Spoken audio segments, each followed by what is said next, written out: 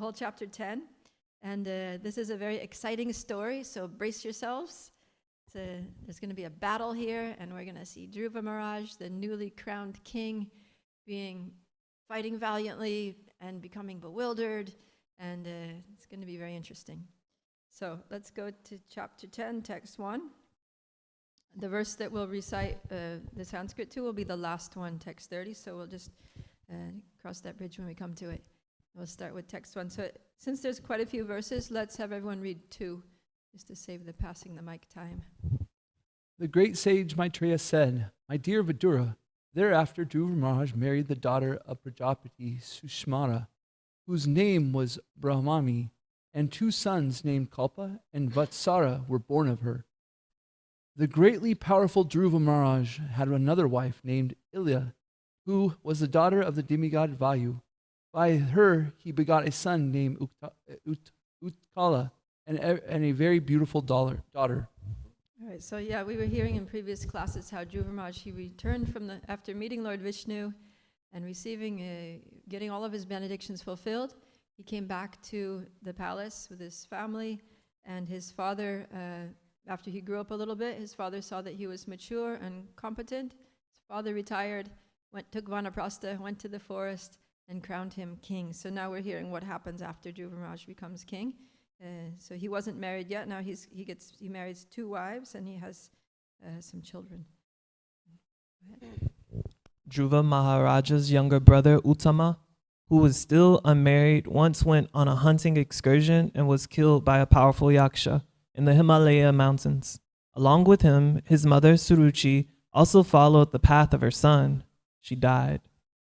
When Dhruva Maharaja heard of the killing of his brother Uttama by the yakshas in the Himalaya mountains, being overwhelmed with lamentation and anger, he got on his chariot and went out for victory over the city of the yakshas, Alakapuri.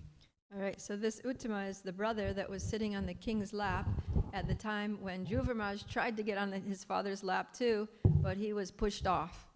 So because Uttama, he didn't object to that, and because Suruchi was the one who insisted on that, then they both got punished by the laws of karma and the will of providence.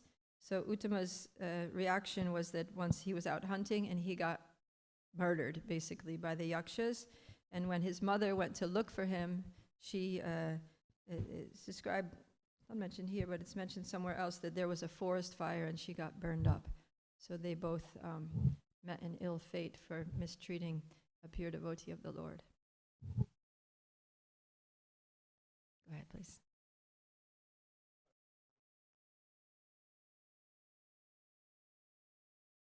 Text 5. Dhruva Maharaj went to the northern direction of the Himalayan range, in a valley where he saw a city full of ghostly persons who were followers of Lord Shiva. Maitreya continued, "My dear Vidura, as soon as Dhruva Maharaj reached Alakapuri, he immediately blew his conch shell, and the sound reverberated throughout the entire sky and in every direction. The wives of the yakshas became very much frightened. From their eyes it was apparent that they were full of anxiety." Prabhupada mentions in the purport to text 4 that Dhruva Maharaj, when he found out that his brother was killed and he wanted to go and fight the yakshas who killed his brother, it wasn't out of revenge, because he had already learned that lesson, that revenge is not worth pursuing, but it was out of his duty as a king. Because if you're a king, just like the government, if someone is murdered, then you have to take action. So Dhruva, in order to establish law and order in the kingdom, he went out to pursue the perpetrators.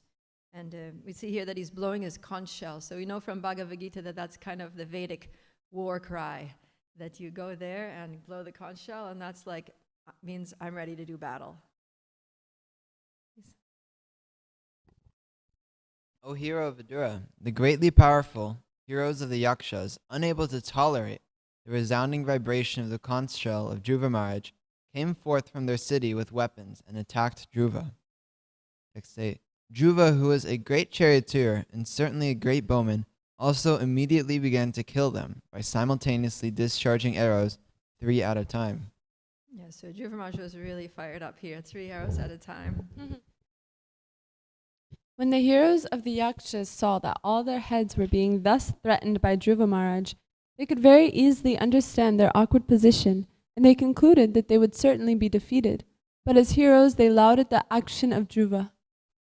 Prabhupada comments that this is the quality of a real Kshatriya, that even though they're being defeated, they appreciate, they're impressed by the fighting ability of their opponent, and they actually like, wow, he's really good, even though he's like cutting all of our heads off.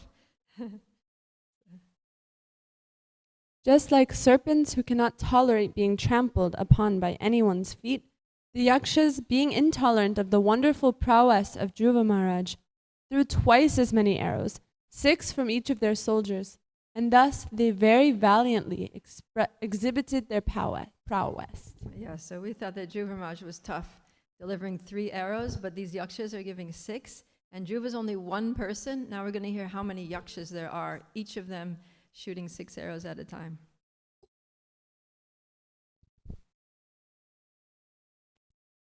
Text 11 to 12, please.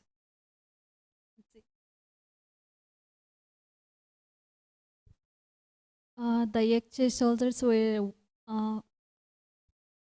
130,000. 130,000 strong, all greatly angry and all desiring to defeat the wonderful activities of Dhruva Maharaja. With full strength, they soared upon Maharaja Dhruva, along with his chariot and charioteer. Various types of feather arrows, farigas, iron bludgeons, nistrimas, swords, parasulas, tridents, parasvadas, lances, saktis, pikes, ristis, spears, and pusundi weapons. So it wasn't only arrows, there was all kinds of lethal weapons flying through the air at Dhruva Maharaj. Thank you. Next. Dhruva Maharaj was completely covered by an incessant shower of weapons, just as a mountain is covered by incessant rainfall.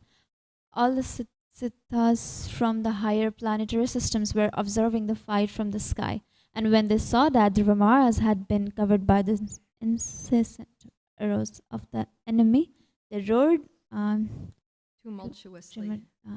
The grandson of Manu, Dhruva, is now lost. They cried that Dhruva Maharaj was just like the sun, and that now he had set within the ocean of the Yaksha. So whenever great personalities have important events like this battle, then the higher beings, they're paying attention. So the siddhas from the higher planets, they're observing and they're commenting like a sports commentator on the events of the battle. This section here, starting from text 13, is Maitreya Muni is the one who's speaking this pastime. And we can see here that he's exhibiting a Vaishnava quality, which is kavi. What does that mean? He's a poet, yeah. So he's using a lot of very beautiful similes and metaphors, which are, they create a dramatic imagery, and they also are meaningful. So in text 13, he says that Dhruva was covered by an incessant shower of weapons, just as a mountain is covered by incessant rainfall. And Prabhupada comments on these metaphors that he uses. So he says that just like, it says, my notes here, that, so this imagery that, raindrops are just constantly pummeling on the mountain like in a heavy storm. So these weapons are just falling down like rain, like a thunderstorm shower on Dhruva Maharaj. But the effect of rain on the mountain is that it cleans everything. It washes away all the dust and any garbage or anything. So in the same way, Dhruva,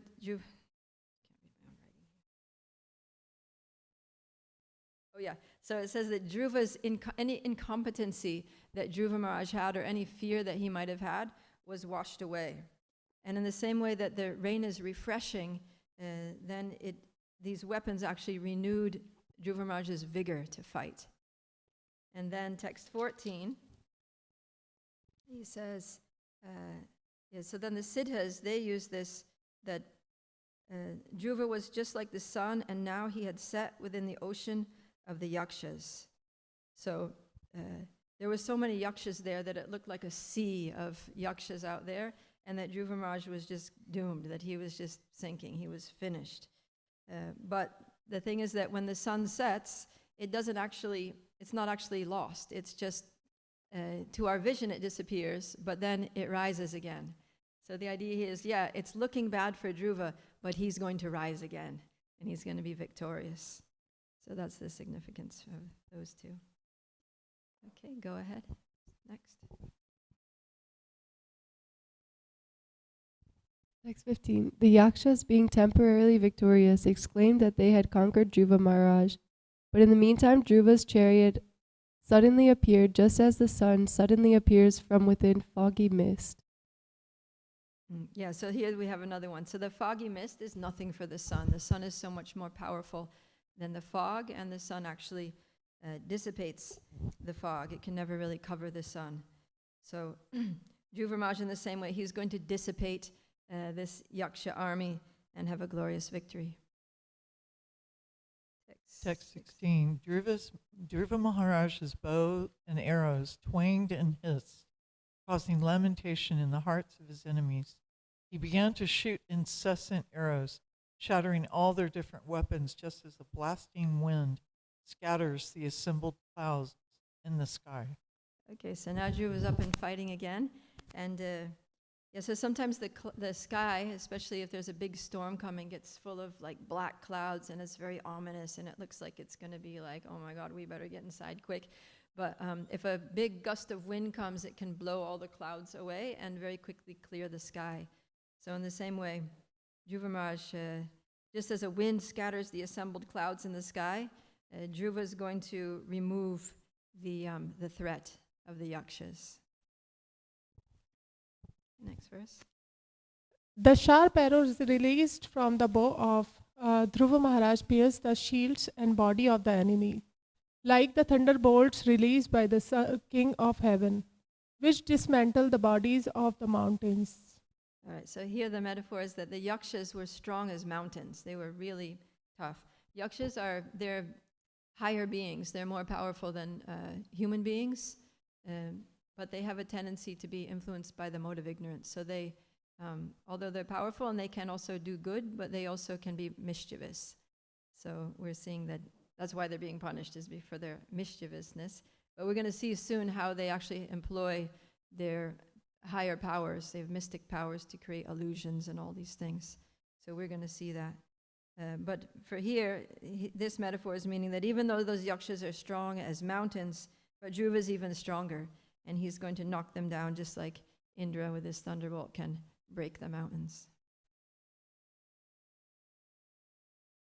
The great sage Maitreya continued, "My dear Vidura, the heads of those who were cut to pieces by the arrows of Dhruva Maharaj were decorated very beautifully with earrings and turbans.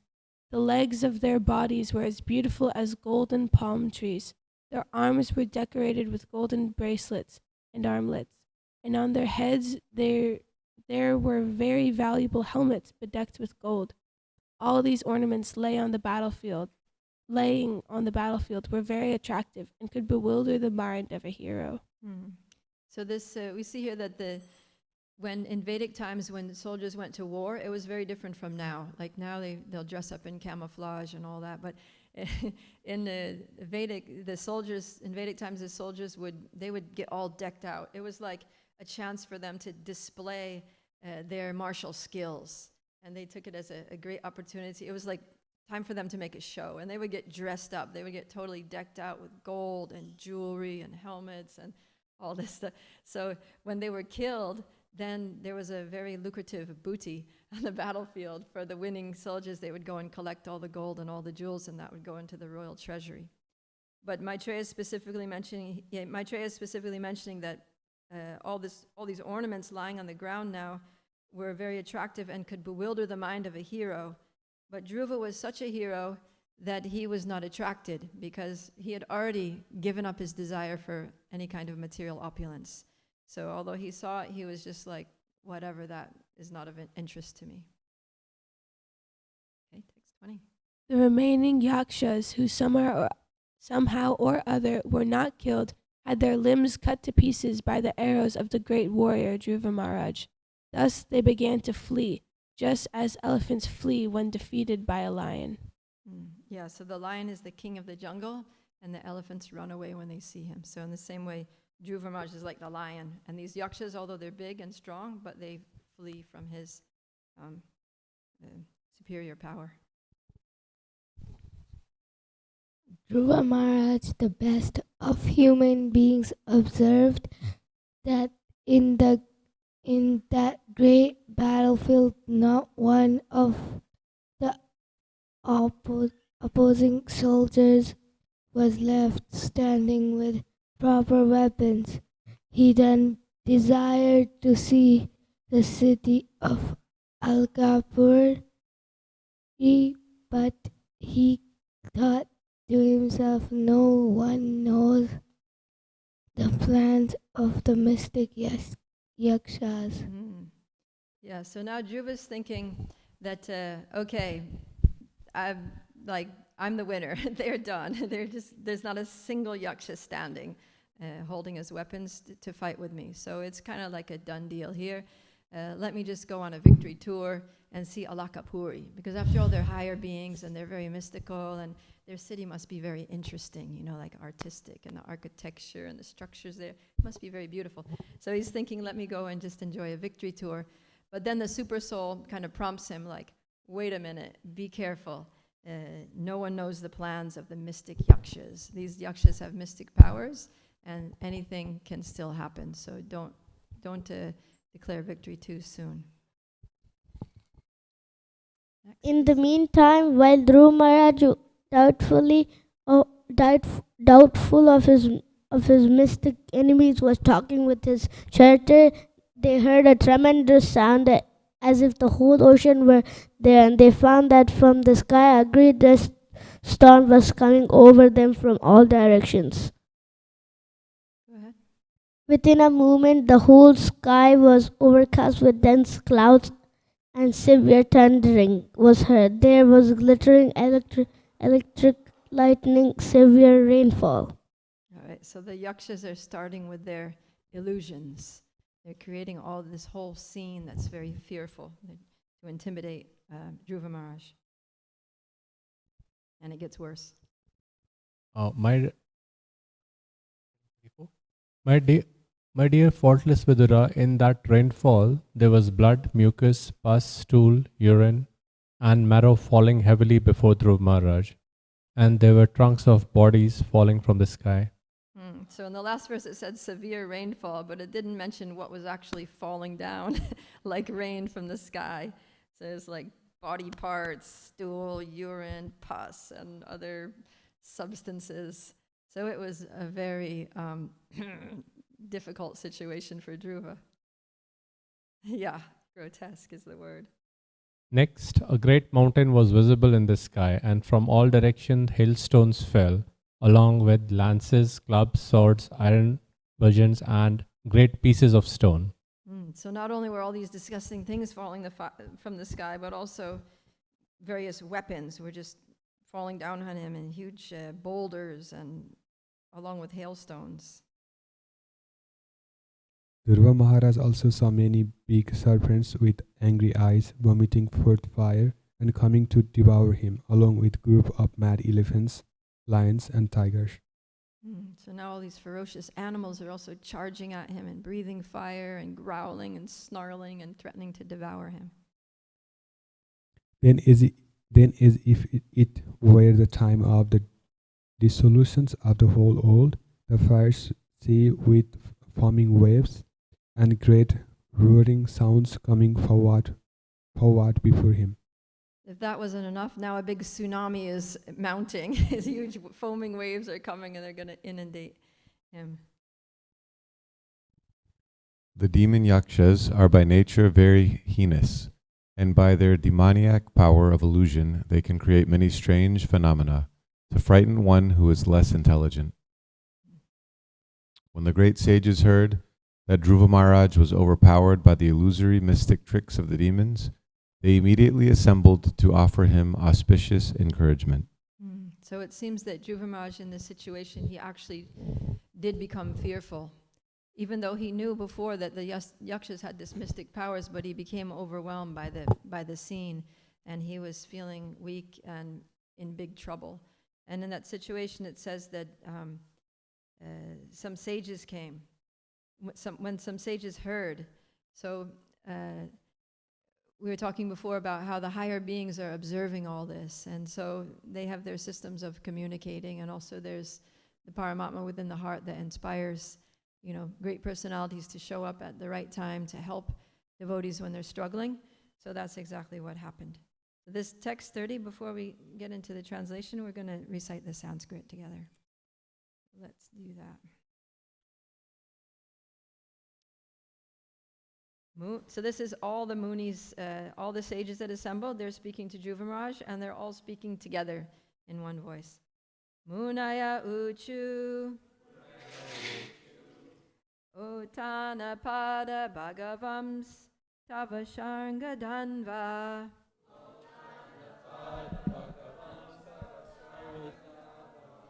Deva Kshinodvavana Tarti Haro Vipakshan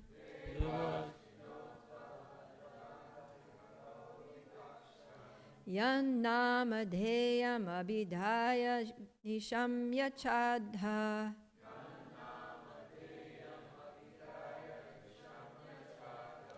Lokonjasa Tarati Dustaram Angamrityum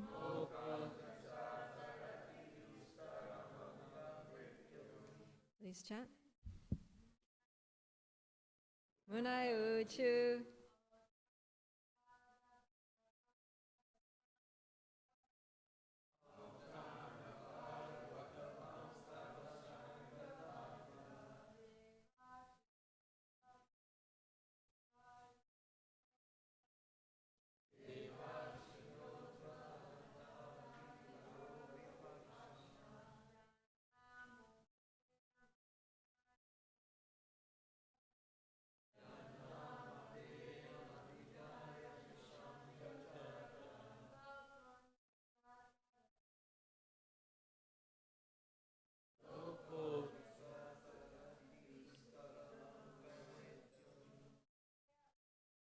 Munai Uchu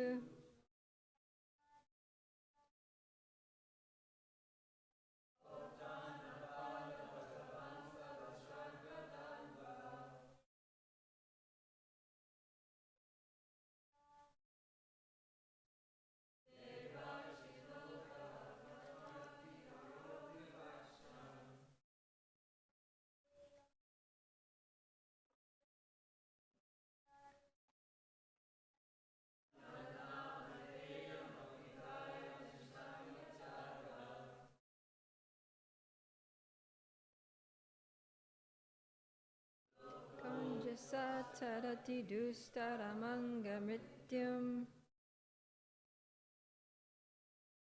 Okay, synonyms. Munaya let's do it together. Munaya Uchu, the sages said, O Tanapad, O son of King Utanapad, Bhagavan, the Supreme Personality of Godhead, Tava, your, Sharanga Dhanva, one who bears the bow called Sharanga. Deva, the Lord. Shinotu, may he kill. Avanata, of the surrendered soul. Arti, the distresses. Hara, who removes. Vipakshan, enemies. Yat, whose. Namadeyan, holy name. Abhidaya, uttering. Nishamya, hearing. Cha, also. Adha, immediately. Lokaha, persons. Anjasa, fully. Tadati, overcome. Dustaram, insurmountable. Anga, O Dhruva. Mrityum, death. So who's the person who bears the bow called Sharanga? Who? Hari? Krishna. Yeah, Krishna. We hear that in Bhagavad Gita that Krishna's, no, not in Bhagavad Gita. Where's Krishna use his Sharanga bow? Krishna book? In the Krishna book, yeah. So whenever Krishna, it's mentioned that he takes his bow called Sharanga, so he's called Sharanga Danva. All right, so let's see what the advice the sages are giving to Dhruva. Translation and purport by His Divine Grace A.C. Bhaktivedanta Swami Srila Prabhupada Ki Jai. All the sages said, Dear Dhruva, O son of King Uttanapad, may the Supreme Personality of Godhead known as Sharanga Danva, who relieves the distresses of his devotees, kill all your threatening enemies. The holy name of the Lord is as powerful as the Lord himself. Therefore, simply by chanting and hearing the holy name of the Lord, many men can be fully protected from fierce death without difficulty. Thus, a devotee is saved. Let's repeat this because this is really dramatic and important. All the sages said, Dear Dhruva, O son of King Uttanapad, may the Supreme Personality of Godhead, known as Sharanga Dhanva, who relieves the distresses of his devotees, kill all your threatening enemies. The holy name of the Lord is as powerful as the Lord himself.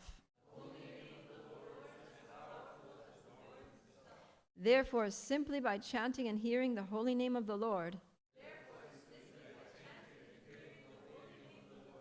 many men can be fully protected from fierce death without difficulty. Thus, a devotee is saved. Would someone like to read the purport, please? The great rishis approached Dhruva Maharaj at a time when his mind was very perplexed due to the magical feats exhibited by the yakshas. A devotee is always protected by the Supreme Personality of Godhead. By his inspiration only, the sages came to encourage Dhruva Maharaj and assure him that there was no danger because he was a soul fully surrendered to the Supreme Lord. By the grace of the Lord, if a devotee at the time of death can simply chant his holy name, Hare Krishna, Hare Krishna, Krishna Krishna, Hare Hare, Hare Rama, Rama Rama, Hare Hare. Simply by chanting this Mahamantra, he immediately surpasses the great ocean of the material sky and enters the spiritual sky. He never has to come back for repetition of birth and death. Simply by chanting the holy name of the Lord, one can surpass the ocean of death. So Dhruva Maharaj was certainly able to surpass the illusory magical feats of the yakshas, which for the time being disturbed his mind. Jai. Srila Prabhupada Ki Jai. Thank you. So, yeah, we see that Dhruva Maharaj, he's being bewildered by the illusions of the yakshas. And illusion, what's the word for illusion in Sanskrit? Maya. So Dhruva is in Maya. He's bewildered by illusion. But there's a nice verse in the Chaitanya Charitamrita that says that Krishna Surya Sama Mayahaya Andakara Yahan Krishna Tahan Nahi Mayara Adhikara. That Krishna is just like the sun and Maya is like darkness. So, and that wherever there is Krishna, then there can be no darkness.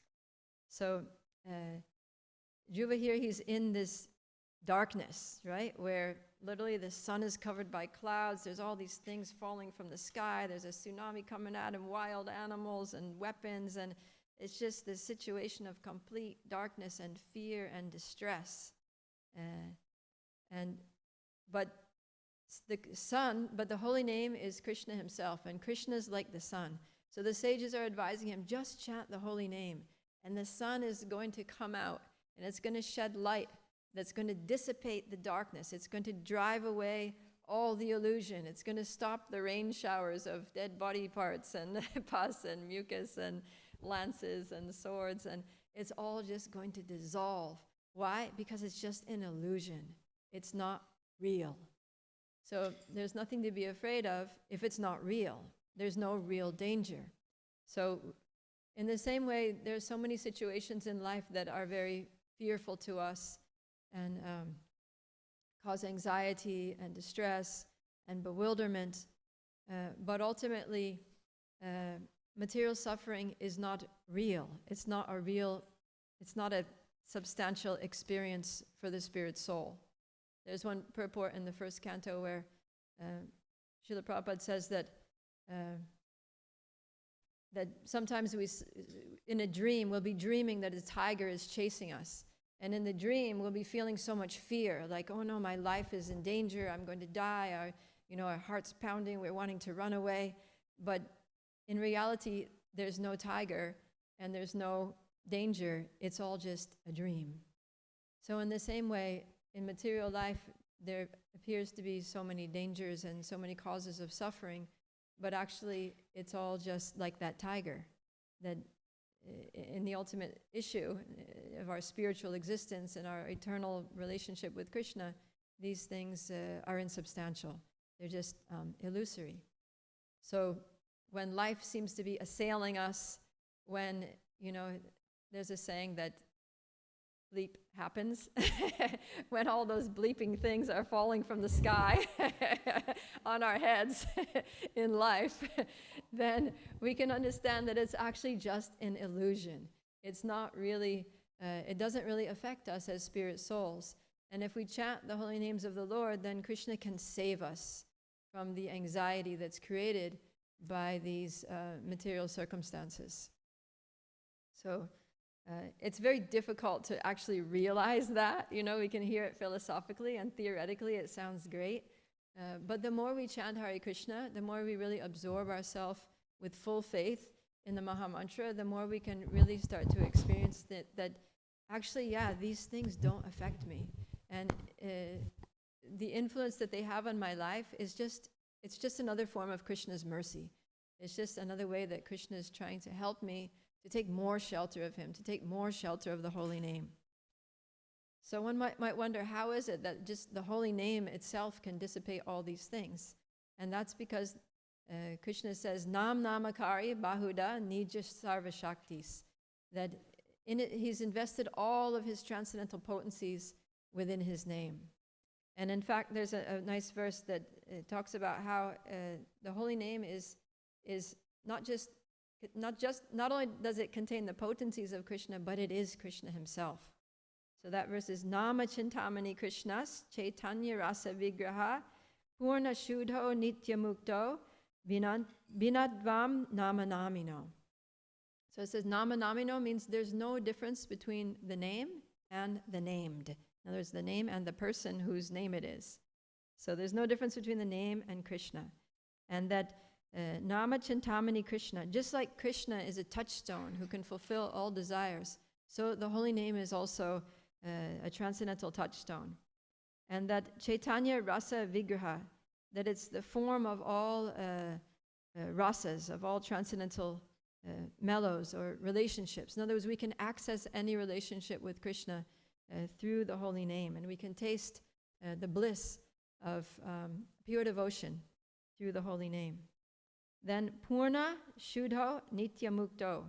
Purna means complete, Shudho means pure, Nitya, eternal, and Mukto means always liberated. So the holy name has all these qualities, and it can also bestow all these qualities on us, and that it can bring us to, it can purify us, and it can bring us to the Nitya Mukta position of eternally liberated existence. And Abhinatvam Nama Namino, that there is no difference between the name and the named. So as soon as we chant Hare Krishna with faith, sincerely, then Krishna's there, Krishna's present, and the sun of Krishna rises in our lives and dissipates all dangerous situations. And Krishna talks about this too in the Bhagavad Gita. He says in Bhagavad Gita 18:58, Mat chitta sarva durgani, mat prasadat tarishyasi. He says, so mat chitta, Krishna speaking, is saying, by being conscious of me, that your chitta, your consciousness, is fixed in me, then sarva durgani, all the difficulties. This world is called Devi Dham, which is Durga Devi. It's the place that's presided over by Durga Devi. And it's considered to be like a prison. The prison life is full of difficulties. It's designed that way. So the same way this material world is designed to be a place of difficulty and suffering. And so all the difficulties and miseries that Durga Devi inflicts on us, they're called Durgani. All the things that come from Durga Devi. In other words, the miseries of material life. So he says, Machita Sarva Durgani. He's talking all these difficulties, all the obstacles and impediments. What about them? Mat prasada tarishyasi. That by my mercy, mat prasada, prasada means mercy. By my mercy, tarishyasi, you'll be able to easily cross over them. You'll be able to overcome them. So that's Krishna's promise, that if you just think of me, then all these difficulties, like Dhruva was experiencing so many difficulties, but by thinking of Krishna, by chanting his holy name, it brings a consciousness of Krishna. And then mat chitta sarva durgani, mat prasada tarishyasi. He's able to cross over all of the difficulties by Krishna's grace. Then the second part of that Bhagavad Gita verse is ata chat tvam ahankaram na shrosyasi vinakshyati. So it says, but if by the influence of ahankar, by the influence of false ego, you don't hear me, you don't hear the holy name, you don't hear my instructions, then vinakshyati, you'll be lost. So there is a situation where we can be lost, and that is that when all these dangers and difficulties assail us, that we forget about Krishna, that we ignore his instructions, that we try to just solve our own problems with our own material intelligence or strength or resources and think, I don't need Krishna, I can do it on my own. So that's a very foolish position. Intelligent position means, no, I need Krishna. I'm weak, I'm dull, I'm a Kali Yuga specimen, manda sumanda matayo, lazy, misguided, unlucky, and always disturbed. So that's my situation. That's what we all are like in Kali Yuga. And so we need Krishna in every situation. So therefore we should always be just calling out to Krishna in the form of his holy name, absorbing our consciousness and thoughts of him. And then by his grace, we'll be able to cross over all these difficulties. The sun will shine brightly, the clouds will be dissipated, and everything will become clear and bright and blissful in our lives. So that's what we that's what we can learn here from Dhruva Maharaj's situation and the advice that the sages give to him. And in the next chapter, we're going to see how Dhruva applies this instruction and what happens for the rest of the battle. But before that, any questions or comments on these points? Yes, Draupadi.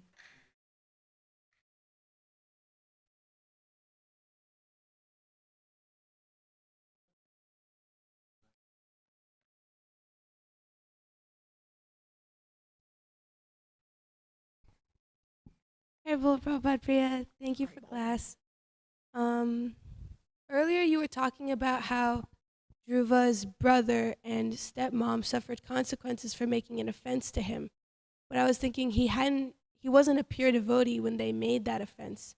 So should we have the same amount of worry we have for like Vaishnav aparad of people like, oh, you're a devotee?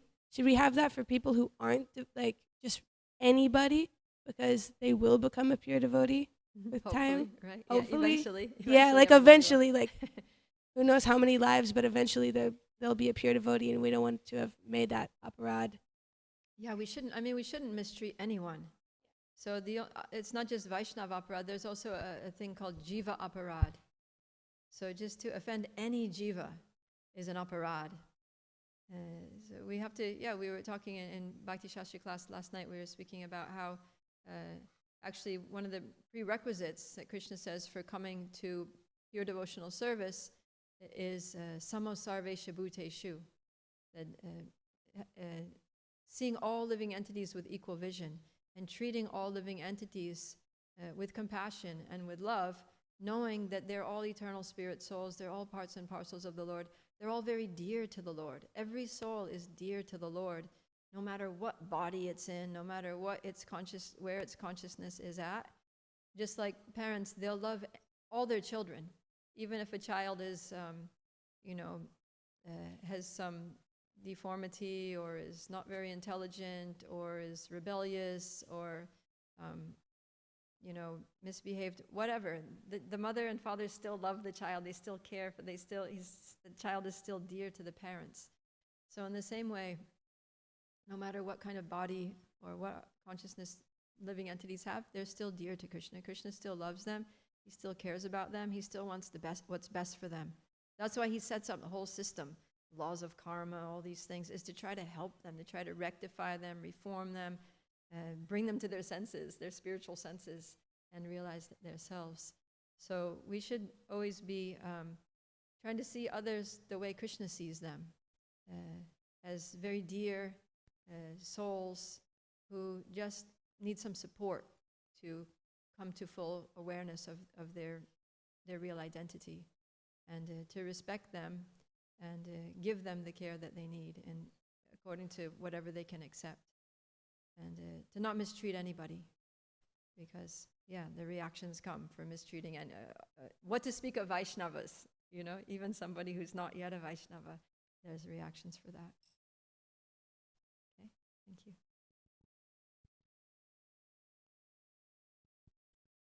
Mm-hmm.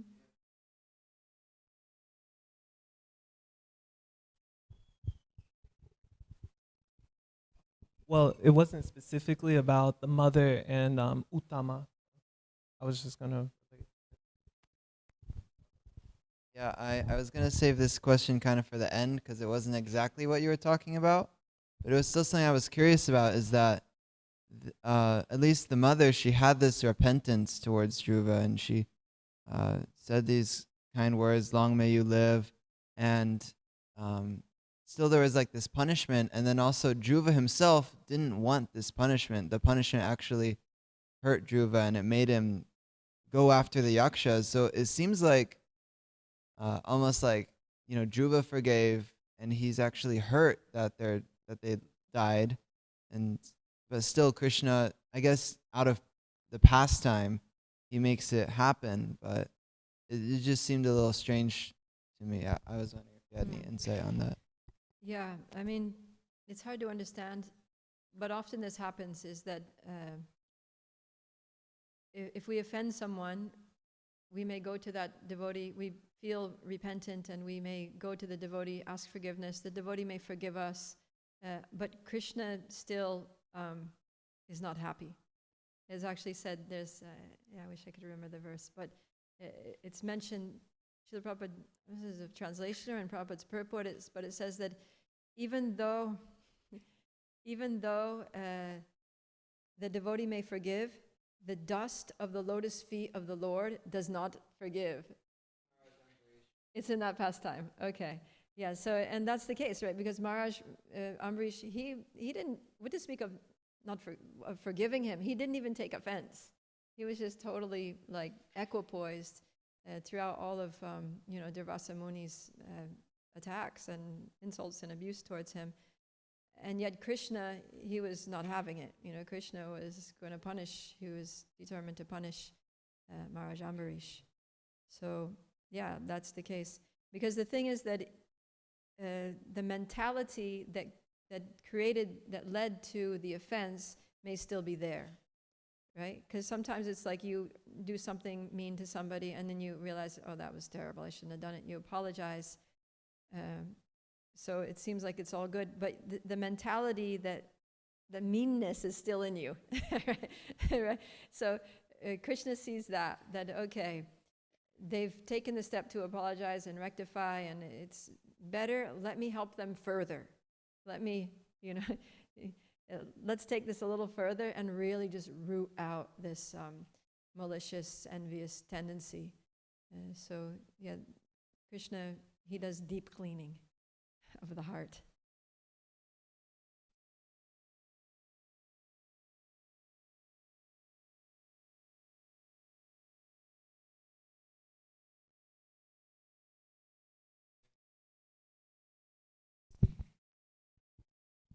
I wanted to comment on the sequence of events of Dhruva thus far. Him gaining realization because of these instructions. It was like meditation. It was like a yoga he went through to realize the Supreme Personality of Godhead. And he got he realized the Krishna. but he still came back into the world. Of course, he had that desire to rule over kingdoms, but he had to come back. And for me, I'm seeing it that he has to face his karma. Like, he was distressed. Even though he realized Krishna, he met Krishna himself, he still became distressed and lamented over like his material connections to his brother. So he went and had that battle with the yakshas, and he almost was overcome. But as a result of his connection with Krishna and remembering the name and chanting the name, that seemed to help him overcome like that familial connection. It seems to be like a karmic reaction that he had to overcome. He still had to remember to chant the name, even though he became realized. Yeah, so that's the way it is. You know, when we come to Krishna consciousness, there'll be moments of like absolute clarity that we're just like, Krishna, I'm your eternal servant. I forgot you for so long. I just totally surrender my life to you now. And, you know, like that. And then we'll just totally surrender to Krishna. And then, you know, a few weeks later, it'll be like, gosh, I really want to go see that movie. Oh, man, I wish I had that phone, you know. Or this person, they're so annoying. I wish they were just out of the picture, you know. So we have all these kind of like mundane thoughts and desires and attachments and ego things coming up still, even after that moment of surrender and clarity and spiritual realization and epiphany. So we need to keep going back to the holy name. Oh, you know, we need to recognize, oh, wow, actually, no, I need to take shelter of Krishna, like not the movie or the this or the sense gratification or get revenge. I just need to take shelter of Krishna. Because it's like there'll be a storm and then the sun will come up, the clouds will all go away, and then after some days what happens? Another storm comes. And so the sun, it's like that. So we should brace ourselves. We need to actually fortify our consciousness and be spiritually strong, because, you know, it may be peaceful now, but there's a storm brewing around the corner. And you never know when, like, Maya's going to hit you. So, yeah. Actually, Prabhupada said that when we come to Krishna consciousness, it's like declaring war against Maya. So in a war, the opposing party is not just passive, you know, they're fighting. So, you know, when we come to Krishna consciousness, she's looking for our weaknesses and she's strategizing when to launch the next attack, you know, and she knows just when, how, and where to do that, to, you know, send the attack. So we need to be ready for that. We need to be always on guard, always alert about Maya. And the thing with Maya is it doesn't come like, you know, all right, the conch is blowing, the soldiers are coming. It's in like a needle, out like a plow, right? You don't see it coming until it's already in you. And then, you know, it's like the poison's going in and you're just like, how did that happen? So, yeah, and out like a plow means like when you pull it out, it can really tear up your life. So that's why we need to be very strong. So this is what we see this happening to Dhruva Maharaj. That even though he saw Krishna, even though he became totally realized, even though there were no more material desires, still now again he's bewildered. Again, he needs to get preached to by the devotees. Again, he needs to take shelter. So it's a constant battle. Yeah. Good question. Yes, Sankatampur. Hare Krishna, thank you so much for a wonderful class, and it is really nice to be in your class after a long time. Jai. Nice to be here with all of you. I was wondering, you mentioned earlier, Krishna see every person as a soul, even they are in like goodness, ignorance, or passions. Mm-hmm. But how we can see other persons or other creatures as a soul, even they are acting on their mode of nature? Because I heard from the few senior devotees, they says like we should not act like Uttama Adhikaris. And should we wait until we get to that point to see other person as a soul, or we can just try our best? Yeah, well, there's different levels of spiritual vision, right? So the first one is just understanding that all living beings are eternal spirit souls. That's not necessarily the vision of the Adhikari. That's the vision of a person in the mode of goodness, right? When Krishna is talking about the symptoms of the different modes in the Bhagavad Gita, he says that I think it's understanding. Understanding in the mode of goodness is seeing that the all-pervasive spiritual nature of all living entities. Whereas the understanding in the mode of passion is seeing each individual being as a separate, totally different from each other entity. So, yeah, so when we come to the mode of goodness, then we can already perceive that, oh, that bird in the sky is a spirit soul, that little bug walking on the floor is a spirit soul, right? We know that. We can, even us, we can perceive that. But the Uttama Adhikari, he doesn't just see them as spirit souls, he sees them all as pure devotees, Mahabhagavats, on the transcendental platform. He doesn't see the conditioning, because actually there is no conditioning. Like the conditioning is just a temporary situation. So from the spiritual perspective, everybody is a pure devotee. And the Uttama Adhikari just doesn't see material things. He just like sees totally beyond all that. Whereas the Madhyama Adhikari sees, okay, this is a spirit soul, but they're heavily conditioned by these modes. So in order to help this spirit soul advance, I need to approach them this way. I need to speak to them this way. I need to, maybe the only thing I can do is give them prasadam and hope that they don't throw it away, but then someone else I can, explain things to, another person I can bring to the temple. So like that. Okay, we have a few minutes left. Anything else?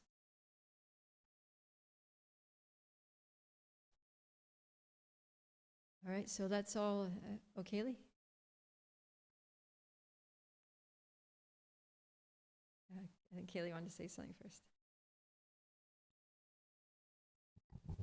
Hi, Krishna. Yeah, thank you for class. It's so amazing as usual. I am a little curious about like Yoga Maya. So I'm thinking like Yoga Maya is something it's illusion in relation to Krishna. And so I guess I'm curious as when things present themselves as maybe like something that could be arranged by Krishna, but it might be Maya. I don't know. Can you explain this a little more? Yeah, that's a good question. Actually, I was in a class with Vaisheshika Prabhu in Mayapur, and he was talking about the difference between Mahamaya's influence on us and Yoga Maya's influence on us. Because I think I asked the question at the time, because we were hearing about Yoga Maya, how she plays a part in Krishna's pastimes, but what makes that Krishna forgets that he's God and all these things. And so I asked him, does Yoga Maya also influence us in our lives as devotees? And he said yes. And he said, so the difference is that Mahamaya, she pulls us away from Krishna, but Yoga Maya pulls us towards Krishna. So all those, when we look back on how you became a devotee, all the little things that fell into place to bring you into the association of devotees, to bring you to the temple, to, inspire you to chant, all the doors that opened up to, qualify you to take on higher levels of service and all these things, that's Yoga Maya. The inspiration that you felt, the attraction that you felt to your spiritual master that caused you to surrender your life at his lotus feet, that's Yoga Maya. Yoga Maya is inspiring us and influencing us and pulling us to Krishna. So, yeah. Do we have time for Antari's last question? It's exactly 8:30 now.